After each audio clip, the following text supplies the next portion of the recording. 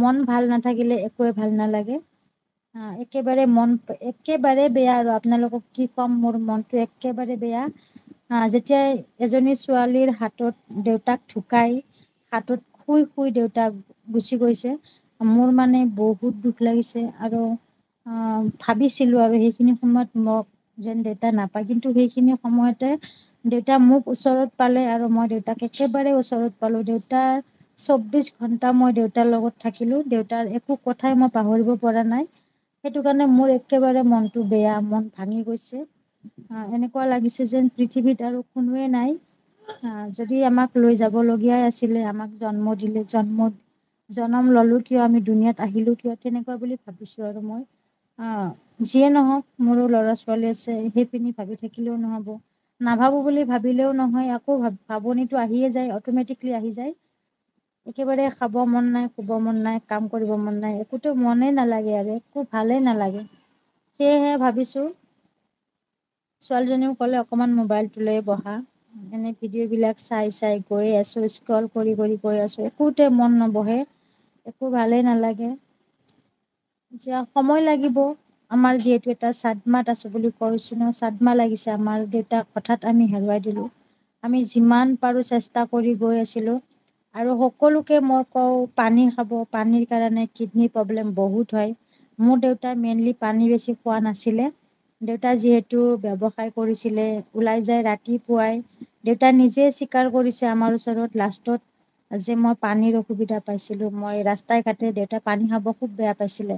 বটলত লৈ যোৱা পানীখিনি খাই শেষ হ'লে আৰু দেউতাই তেনেকৈ নাখায়। আৰু য'তে ত'তে মোৰ দেউতাই পেচাব নকৰিছিলে, পেচাব নৰাখাব, সকলোকে কৈছোঁ পেচাব নৰাখাব।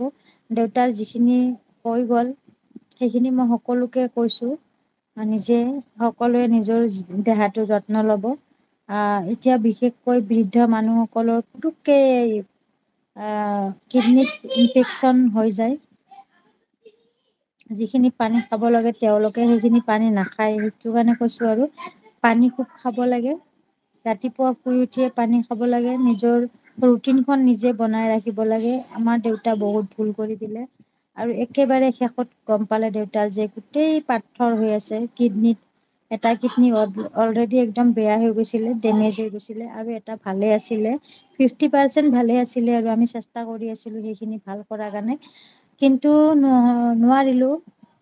প্ৰাইভেটত কৈছিলে আৰু দেউতাক ঠিক কৰি দিম বুলি। আমাৰ ডাঙৰ দাদাই আকৌ ভাবিলে যে চৰকাৰীত লৈ যাওঁ। চৰকাৰীত লৈ গৈ দেউতাক ডায়েলিচিছ দিলে। ডায়েলিচিছ দিয়ে একেবাৰে বেয়া হৈ গ'ল সেইটো কিডনী। সেই আৰু বেছিদিন নাথাকিলে, 3 মাহৰ ভিতৰতে এনেকুৱা এটা ঘটনা হৈ গ'ল। 2 মাহ আমি পুৰা জুৰিলোঁ, 2 মাহ 25 দিনমান আমি পুৰা হস্পিটেলতে ঘূৰিলোঁ। আৰু তাৰপাছতে দেউতা ঘৰত থাকিল। ঘৰতে আৰু মই বহুত কষ্ট কৰিলোঁ। দেউতাৰ লগত কষ্ট কৰিছে যে কষ্ট যেন লগা নাই, কাৰণ দেউতাৰ লগতহে কষ্ট কৰিছোঁ। দেউতা আমাৰ বাবে চব কিছু কৰিছে, আমি কৰিছোঁ দেউতাৰ কাৰণে একোৱে কৰা নাই। তাৰ তুলনাত দেউতা আমাক বহুত কৰি থৈ গ'ল।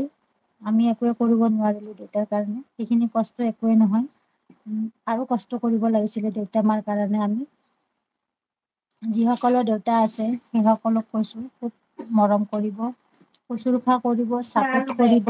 মা দেউতা গুচি গ'লে ঘূৰি নাহে, আৰু কেতিয়াও ঘূৰি নাহে। এতিয়া আমি আমাৰ দেউতাক বিচাৰি পোৱা নাই, একেবাৰে বিচাৰি পোৱা নাই। ঘৰত গৈ সেইদিনা মই বহুত বেয়া লাগিছে, চকটোৰ পৰা যে বিচাৰি বিচাৰি গৈছোঁ। সেয়েহে কথাখিনি কৈ দিলোঁ আপোনালোকক লাইভৰ জৰিয়তে। যিসকলে চাই আছে এটা ধুনীয়াকৈ কমেণ্ট কৰিব, লাইক কৰিব।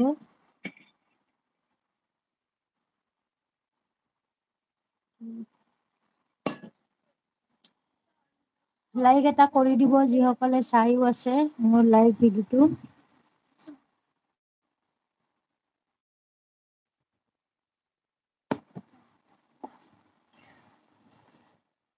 নেপালাবি হা, সেইবিলাক নাখাৱ দে। আবাইতা যে বনাই ৰাখিছে।